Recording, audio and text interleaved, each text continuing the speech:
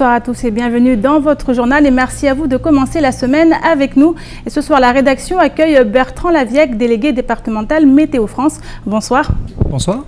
Alors avec vous, il sera question des prévisions météo à Mayotte pour les 3 prochains mois. Et pour la fin d'année, ce qui est sûr, c'est qu'elle sera chaude et humide. Vous en direz davantage tout à l'heure. Avec nous également Pierre Bellucci. Pierre, avec vous, on parlait de cette série de cambriolages qui a mal tourné et ça se passe du côté du nord de l'île. Et pour en parler en direct de la commune de Bandrabois, du côté de Mtsangabois, Patrick Mian et Abbas Alidi. Est-ce que vous nous entendez, Patrick? Bonsoir. Oui, bonsoir Ramina, je ne sais pas si vous me recevez. Oui, effectivement, on est en direct de Mtsangabois.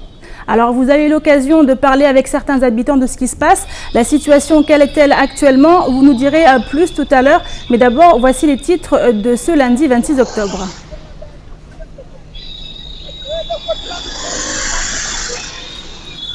Les titres qui vont être lancés tout de suite. Alors Pierre, Patrick tout à l'heure a eu l'occasion de parler avec des habitants.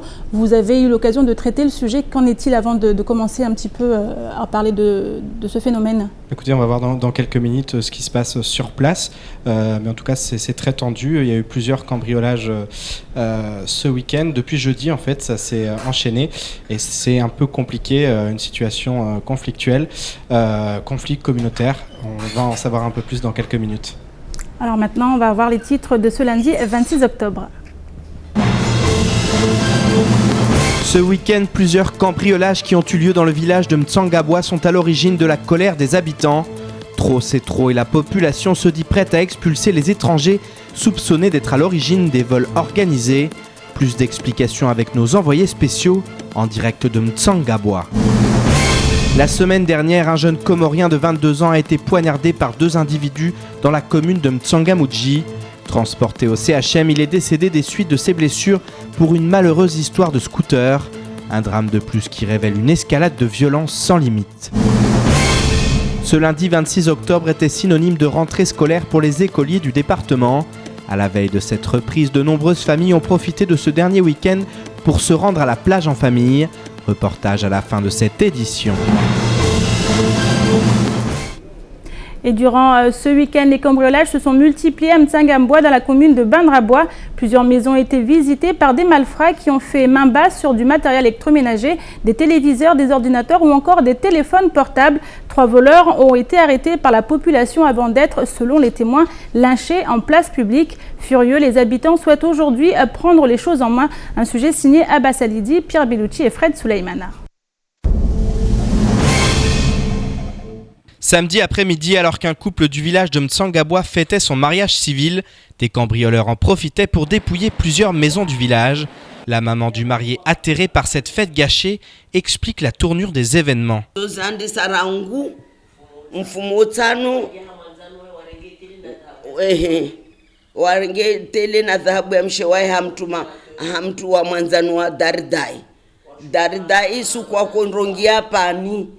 Ikaiya ho amshelwa ijimwa walorenga pengo zae na zdara zae pani akuka baba kwenda hamtumshe kwa rio andre dagoni akondroveliwa imya ho amshelwa mfumwa tsano walofanya misio hahe na wai mwenyewe waonobeka ajua wala uvandu wa Bandrabois vavo ilira ya hewa jua mbazuzi asenda la miri warudi wa kujorenga zakapani. Les malfrats ont agi pendant que les célébrations se déroulaient dans la commune. Téléviseurs, téléphones portables, radio, appareils photo, disques durs ou encore bijoux de la mariée. Le bilan matériel est lourd pour les nouveaux époux. Je pense que tout s'était passé 1 heure avant notre arrivée. Donc ils ont eu largement le temps de tout prendre parce qu'ils étaient vraiment organisés. C'était pas 1 ou 2 personnes, mais c'était, moi je pense, minimum 7 personnes. Voilà, ceux qui étaient venus et il y avait déjà un véhicule qui les attendait de l'autre côté pour pouvoir le récupérer au terrain de foot là-bas. Donc voilà, tout le monde est parti à la campagne, on a regardé dans tous les coins et tout, on n'a rien retrouvé. En effet, l'un des voleurs attrapés par la population aurait expliqué qu'il s'agit d'un réseau bien organisé et structuré qui opère par zone. Ainsi, hier dans l'après-midi, une réunion d'urgence s'est tenue dans la localité avec pour mot d'ordre la chasse des étrangers suspectés d'être les principaux organisateurs de cette filière qui sévit dans le village. Certains témoins détaillent une scène de guerre qui se serait déroulée à Mtsangabwa samedi soir à partir de 20h et ce jusqu'aux alentours de 3h du matin dimanche.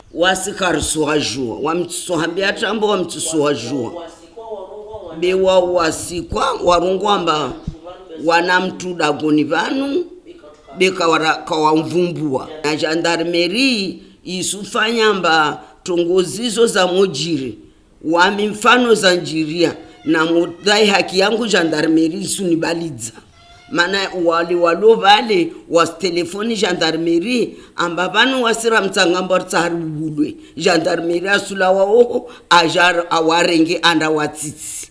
Après Mtsamboro, Bouyouni, Chikoni, Ouangani, il faudra désormais ajouter Mtsangabwa où face à la montée des violences et de la délinquance, la population décide de se faire justice elle-même, les autorités étant considérées comme immobiles et éloignées des réalités. A noter que suite à l'expulsion d'un père de famille étranger, des menaces ont été proférées et pourraient donner lieu à de violents affrontements communautaires dans le village. Et en direct de Mtsangabwa, Patrick Mian. Patrick, est-ce que vous nous entendez?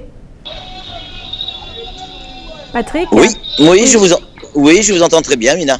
Alors, les faits se sont produits ce week-end. Quelle est l'ambiance depuis dans le village? Ah ben, l'ambiance est plutôt tendue, comme on peut s'en douter, effectivement. Ici, à Mtsangabwa, là, dans les minutes qui ont précédé le début du journal, les habitants sont partis prier à la mosquée, à l'appel de 19h, avec le président du conseil départemental, puisqu'il est originaire de ce village. Donc, tout ce petit monde est parti, effectivement, prier à la mosquée. Juste après la prière, là, juste derrière moi, ici, je ne sais pas si vous le voyez, sur cette place publique, aura lieu une grande réunion où les habitants vont décider du sort de deux des habitants ici, deux personnes qui sont soupçonnées d'être des voleurs, et ils vont décider si oui ou non ils vont demander à son exclusion du village. Ça, on le saura à la fin du journal quasiment. Alors, ils vont décider du sort. Est-ce qu'ici, il ne serait pas plutôt opportun de faire appel aux autorités, Patrick ? Oui, certainement, sauf que là, la minute où je vous parle, je suis à Mtsangabwa, il n'y a pas de gendarmes, il n'y a aucune autorité. J'ai croisé le maire tout à l'heure qui essaye de minimiser un petit peu la situation. On a croisé également l'adjoint à la sécurité qui lui aussi essaye de minimiser la situation. Mais quand on discute avec la population, on nous dit clairement non, pas besoin de qui que ce soit, c'est quelque chose qui doit se régler en interne. Pour les personnes qui sont en situation, pour les étrangers qui sont en situation régulière ou irrégulière du reste, si effectivement ils ont commis des vols, ils seront exclus du village. Pour ceux qui sont français, mahorais, originaires du village, pour reprendre leur expression, ils ont dit ça, on va le régler nous-mêmes. Mais ceux de l'extérieur, on leur demandera de partir. Et ça va se décider tout à l'heure sur cette place. Merci beaucoup, Patrick. On prendra connaissance de la suite des événements, bien sûr, dans nos prochaines éditions. Et je me tourne vers vous, Pierre Bellucci. On a vu Patrick a parlé d'une décision en fonction de s'il s'agit de Mahorais ou de personnes en situation irrégulière. Est-ce que là, on n'est pas dans une forme de conflit qui tourne au désastre communautaire, comme on l'a souvent vu ces derniers temps à Mayotte ? Bah oui, effectivement, on reviendra plus tard avec Patrick pour savoir exactement ce qu'il en est. Mais à l'heure actuelle, on est dans une situation, on est clairement dans un conflit communautaire où une population est ciblée. Il y a eu des cambriolages, plusieurs cambriolages. Il y a un véritable ras-le-bol dans la commune, comme dans d'autres communes. On l'a vu, ce sont finalement des faits qui se répètent. Ça se répète, et puis au bout d'un moment, la population décide de se faire justice elle-même. C'est-à-dire que là, on le voit, il n'y a pas d'autorité, on ne fait pas appel aux autorités, on ne croit plus. Dans les autorités aussi, c'est ce que ça révèle. Ça prouve que voilà, aujourd'hui les habitants se disent les autorités, les forces de l'ordre ne sont plus à même de nous protéger, il faut qu'on le fasse nous-mêmes. C'est grave, c'est dangereux, mais Mayotte en est là aujourd'hui. Alors quand on parle d'exclure du village, c'est les déplacer, c'est-à-dire déplacer le problème aussi quelque part. Bah écoutez, c'est ce qui se passe aujourd'hui, on le voit à Chikoni, on se plaint, c'est visé sur la communauté malgache, une communauté qui a effectivement été exclue d'autres villages, qui se retrouvent à Chikoni. Aujourd'hui, on dit vous devez partir de Chikoni, mais pour aller où? C'est très compliqué. Alors là, on est un peu dans le même cas de figure, exclure, mais pour aller où? Voilà, c'est des situations qui se répètent encore une fois, qui ne sont plus anodines sur le territoire et qui commencent à faire peur. à tout le monde. Et les élus dans tout ça, on a vu le président du conseil départemental qui va y être, qui prendra place à ce qui va se passer sur cette place dans le Nord. Comment réagissent les élus? Est-ce qu'on a eu des retours depuis cette affaire? Écoutez, je pense que si effectivement le président du conseil départemental est originaire de cette commune, il y va souvent pour prier. Je pense que s'il est là, c'est pas non plus anodin aujourd'hui. Il est là aussi pour calmer les choses.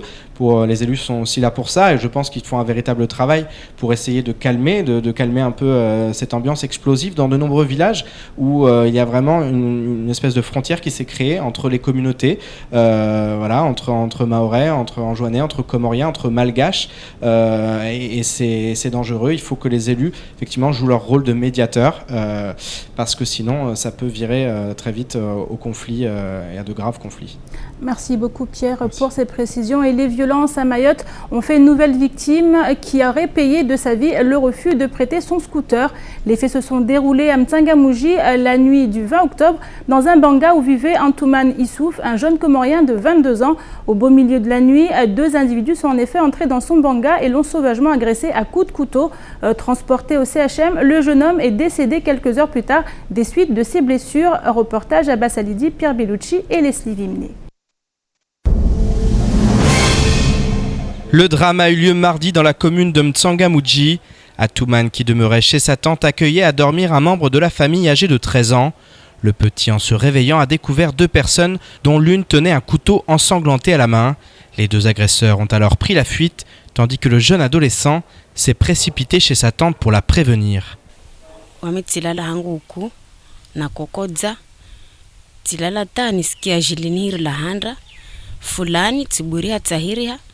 Ataituria bila naledza idu aula bangan hoho idu aula wa hembarendeni bara mwa mastembea tihimiti tinu wadole tojamba uheya au ushuku tane hema kolesa tilipara mbala ala mlango jukalteni astapala tsampara na karema tsoko yonsi wala tsamtia lanke metsakia rie wa mrajo sintongozo domtakala la nawai tibaka batamakatana la mwana tishuku ha jirani wangu tantumidzi jirani wangu wabanti para na problemu jirana heya jangada ko lisauna mbaule aroma ahiri pompier makataira pompier isa pompier hiri gendarmerie kaja skuide ateskia bilile turazeri wa jamba ule afude waja. Transporté aux urgences, Antouman est décédé des suites de ses blessures le lendemain à 15h30. Les gendarmes ont interrogé l'enfant qui leur a décrit la scène et identifié Yasser, un mineur de 16 ans et demi, originaire de Mirereni qui a rapidement été interpellé et déféré. Son complice, quant à lui, est toujours activement recherché, tandis que la préméditation pourrait venir s'ajouter au meurtre.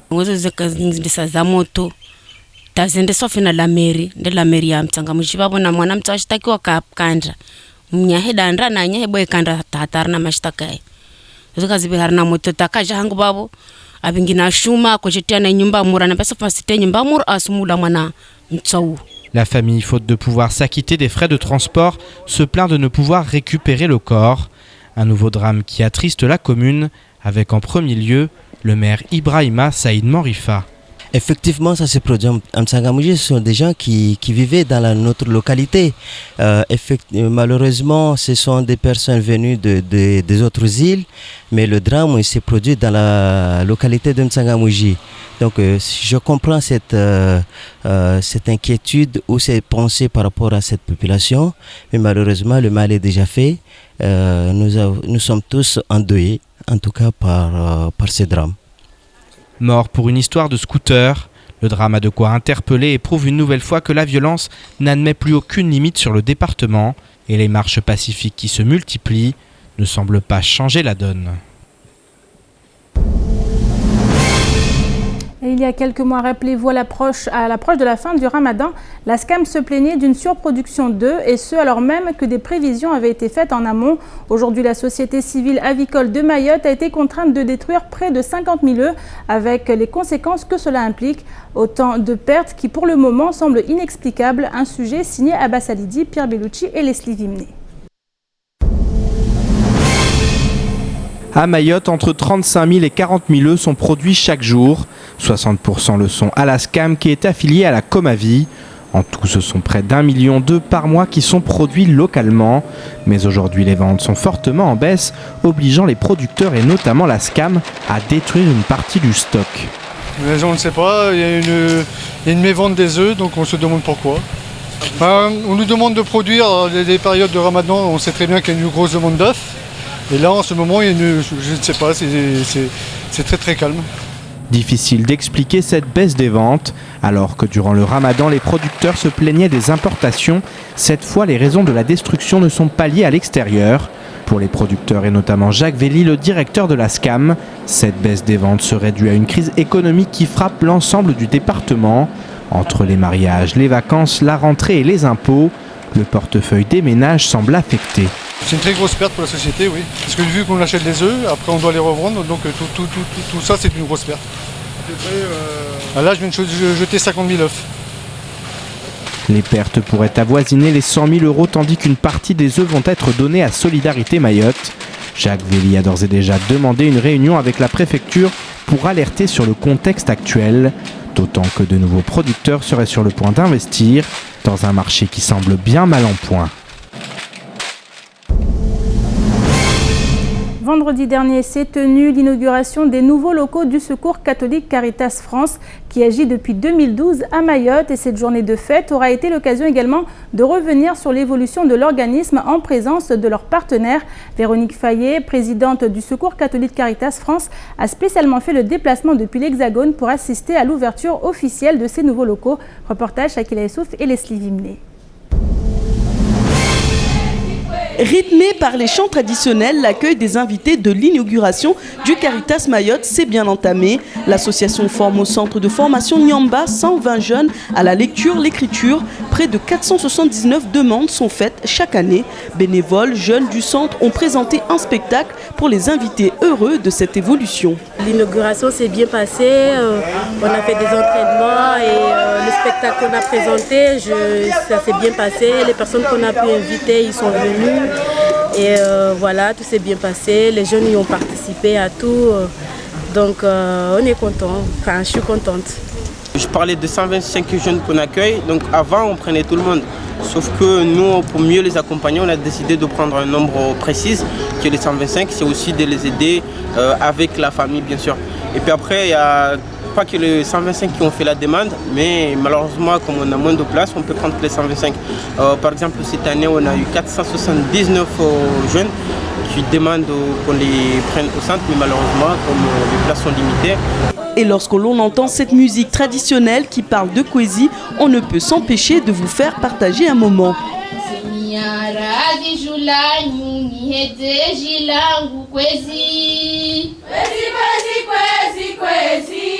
La délégation de Mayotte du Secours catholique s'engage depuis 2012 au service des plus démunis dans une société mahoraise aujourd'hui en pleine mutation. Après les discours, place au buffet et pour finir cette fête, des animations étaient prévues. Un grand moment pour Véronique Fayet, président du Secours catholique Caritas France, venu spécialement pour l'occasion. C'était important pour ces jeunes d'avoir des beaux locaux en signe de respect pour eux parce que je crois que ce qui est beau, eh bien, permet aussi de rendre aux gens leur dignité. Alors aujourd'hui, c'est une grande fête. Nous accueillons tous nos partenaires, les partenaires institutionnels, la préfecture, la protection judiciaire de la jeunesse, la police, la gendarmerie, la direction du travail, voilà. Les partenaires associatifs aussi, c'est très important. Les apprentis d'Auteuil, j'ai croisé Médecins du Monde aussi, et d'autres associations locales avec qui nous travaillons. Et puis aussi, c'est la fête bien sûr de tous les bénévoles, de tous les jeunes accueillis qui sont chez eux, parce qu'au fond, cette délégation, c'est leur maison, c'est la maison de Caritas France à Mayotte, donc c'est leur maison. Voilà, donc aujourd'hui, c'est un jour de grande fête. Entourés de ses partenaires, les apprentis d'Auteuil, Médecins du Monde, préfecture, police, gendarmerie et bien d'autres associations locales, la délégation de Mayotte du Secours catholique souhaite répondre à 4 thèmes principaux. 1. Le soutien à l'éducation et aux solidarités familiales. 2. À l'accès aux droits et à l'égalité des chances. 3. À l'accueil et le vivre ensemble entre toutes les communautés. Et 4. Le développement des pays de la région. Cela afin de faire face à l'évolution de la société et de renforcer leurs actions pour le développement de Mayotte en matière du social. Je propose maintenant de me diriger vers notre invité, Bertrand Laviec, délégué départemental Météo France. Avec vous, on va parler de météo, notamment du temps qui fera à Mayotte les 3 prochains mois. Oui, alors c'est assez récent, puisque maintenant, et c'est la première fois, on va faire des prévisions pour les 3 prochains mois pour Mayotte, c'est-à-dire pour les mois de novembre, décembre et janvier. Alors, on ne va pas vous dire le temps qu'il va faire le jour de l'an ou le 12 décembre, on va juste vous dire qu'une tendance sur les 3 prochains mois. Et les tendances qu'on a calculées actuellement, c'est plus chaud que la normale, c'est-à-dire qu'on va être au-dessus des normales de saison, ce qu'on appelle les normales de saison. En fait, les normales de saison, c'est un mot un peu barbare pour expliquer que c'est la moyenne sur 30 ans. D'accord. Et il va faire un peu plus de pluie, donc plus pluvieux et plus chaud. Alors donc cette fin d'année, les Mahorais doivent s'attendre à avoir beaucoup de pluie. Alors beaucoup non, c'est-à-dire que il va y avoir un peu plus de pluie, c'est-à-dire des pluies peut-être un peu plus fréquentes. Quand il y aura des pluies classiques, ça va être un petit peu plus violent. Voilà, ça va pas non plus des déluges et des déluges. Par contre, ce qui est plus intéressant, c'est quand même la température, puisqu'on attend quand même en moyenne une augmentation de 0,5 degrés. Alors, ça a l'air de rien, 0,5 degrés, mais finalement, 0,5 degrés sous notre latitude, c'est assez important, c'est assez conséquent, puisqu'on va, à mon avis, être dans les fins d'année les plus chaudes jamais enregistrées à Mayotte. Alors donc là c'est en moyenne, donc il y a des jours où il y aura beaucoup plus que 0,5 degrés. Oui, il y a des jours où il y aura moins, c'est une moyenne. Alors pourquoi c'est la première fois que ça se passe alors qu'à priori ça se fait depuis très longtemps en métropole? C'est assez compliqué, c'est-à-dire que ça demande énormément de calculs. Imaginez, c'est comme un filet de pêcheur, quoi. Donc on calcule dans chaque maille du filet de pêcheur des prévisions météo. Et Mayotte, en fait, c'est une toute petite île par rapport à la maille du filet de pêcheur, puisque pour nous, le filet de pêcheur, il fait 200 km de côté. Donc là, on a été obligé de faire des calculs pour réduire la maille du filet, pour essayer de prendre les poissons et de voir enfin les nuages, les pluies, etc., etc. Donc voilà, c'était un peu compliqué, mais bon, maintenant, on y arrive. Alors en ce moment, il y a un phénomène qui joue sur Mayotte également, même s'il n'est pas juste à côté, c'est El Niño. Oui, alors ça a l'air étrange comme ça, c'est un phénomène qui est à l'autre bout du monde, c'est au milieu du Pacifique, c'est une anomalie de température dans le Pacifique équatorial, donc ça c'est la définition officielle, et ça a un impact sur le globe entier. Et pour nous, dans le canal du Mozambique, c'est une anomalie de température de la température de la mer. C'est-à-dire que les températures de la mer sont plus chaudes que d'habitude. Et la mer joue son rôle, donc la mer c'est une machine thermique assez importante, donc il y a des échanges assez importants avec l'atmosphère, donc ça fait des nuages et de la pluie. Et aussi, ça joue sur les températures. Voilà. Donc en fait, c'est El Niño qui fait qu'on va avoir une fin d'année assez chaude. Alors donc là maintenant, il faudra s'attendre à on pourra avoir des prévisions tous les 3 mois. Voilà, donc les prochaines, on attend ça d'ici la fin de l'année pour les 3 premiers mois de l'année 2016, pour la fin de la saison des pluies finalement, puis après on commencera saison sèche, saison des pluies, saison sèche, saison des pluies. Voilà, mais on est très content, c'est un gros progrès et on est content qu'on fasse enfin ça sur Mayotte. Merci beaucoup Bertrand Laviec. Je rappelle que vous êtes le délégué départemental Météo France. Merci. Et je vous propose maintenant de faire un petit tour d'horizon du reste de l'actualité de ce lundi 26 octobre. C'est tout de suite et c'est dans l'actualité en bref. Le 26 octobre 1990, une toute jeune compagnie aérienne prenait son envol. Air Austral démarrait ses opérations en desservant Mayotte, Madagascar et Maurice. Bien d'autres destinations allaient suivre jusqu'à l'extension de son activité au long courrier sur la ligne Réunion-Paris en juin 2003. En 25 ans, Air Austral s'est affirmé comme l'un des fleurons de l'économie réunionnaise et acteur majeur du transport aérien dans l'océan Indien. Marie-Joseph Mallet, son président-directeur général, dédie cette réussite à la fidélité de la clientèle, mais surtout à l'engagement sans faille du personnel d'Air Austral. La compagnie est forte de ses atouts, le confort des cabines, la qualité des services et un sens de l'accueil si cher aux Réunionnais. En 2016, Air Austral sera la première compagnie française à opérer au moyen de Boeing 787-800 des avions aux avancées technologiques exemplaires. Ils permettront de réorganiser les dessertes dans l'océan Indien et au-delà, notamment avec l'ouverture d'une liaison directe entre Mayotte et Paris. Air Austral célébrera cet anniversaire lors de divers événements surprises qui se succéderont dès la fin du mois d'octobre jusqu'à la mise en ligne de son premier 787-800 Dreamliner en juin 2016. La grève des avocats du barreau de Mayotte se poursuit. 2 semaines après le début du mouvement, les robes noires attendent toujours que la ministre de la Justice se penche sur le barème de l'aide juridictionnelle. Si le mouvement s'est quelque peu assoupli par rapport à la semaine précédente, les avocats n'en sont pas moins en grève. Depuis ce matin, les audiences s'ouvrent à nouveau, même si les robes noires ont demandé le report des affaires. Pendant ce temps, les discussions avec la ministre se poursuivent à Paris, tandis que la plupart des barreaux de France sont toujours en grève, en attendant que leurs revendications soient entendues. Demain et mercredi, 2 journées intitulées Justice morte doivent ainsi se dérouler à l'échelle nationale. Preuve s'il en est que les avocats iront jusqu'au bout pour faire plier le gouvernement.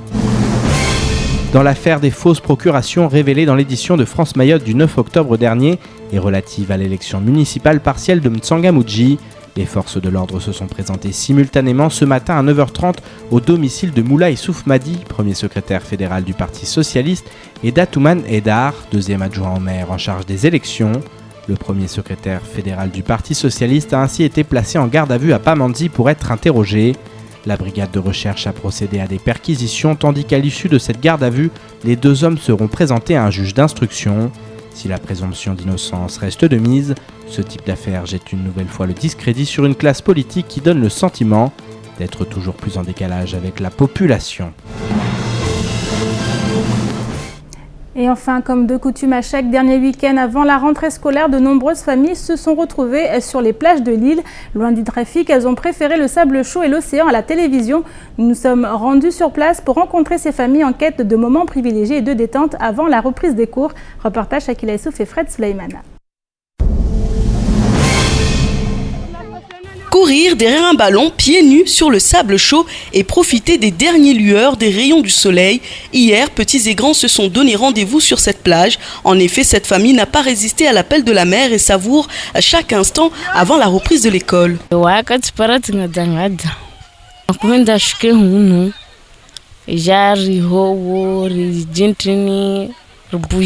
Ovo Somalia toko ovo mtukato paraja ovo sikia dimash na dimash dimtato paroazi runga a b c d e f g. C'est chouette la plage. Le sentiment de joie et de liberté se lit sur les visages. Nous faisons la rencontre d'Océane. Curieuse de ce qui l'entoure, elle part à la découverte des êtres qui vivent dans la mangrove. Loin d'être enthousiaste pour reprendre l'école, elle nous énumère les activités qu'elle a faites lors de ces 2 semaines de vacances. Je suis allée de temps en temps à la plage. J'ai fait de la voile, du judo. Et j'ai aussi joué beaucoup de fois, sauf que là j'ai arrêté, que demain j'ai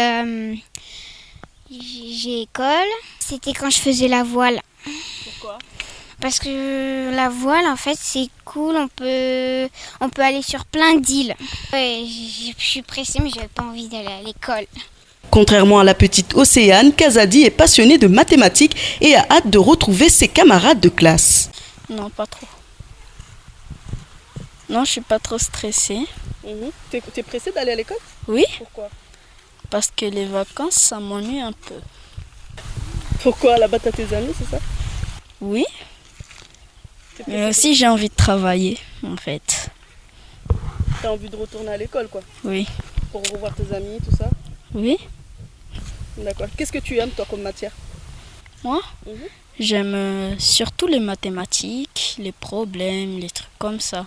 Ce lundi, l'ensemble des écoliers du département a repris le chemin des classes, mais certains garderont en mémoire ces dernières vacances passées en famille sur les plages si uniques de l'île Lagon.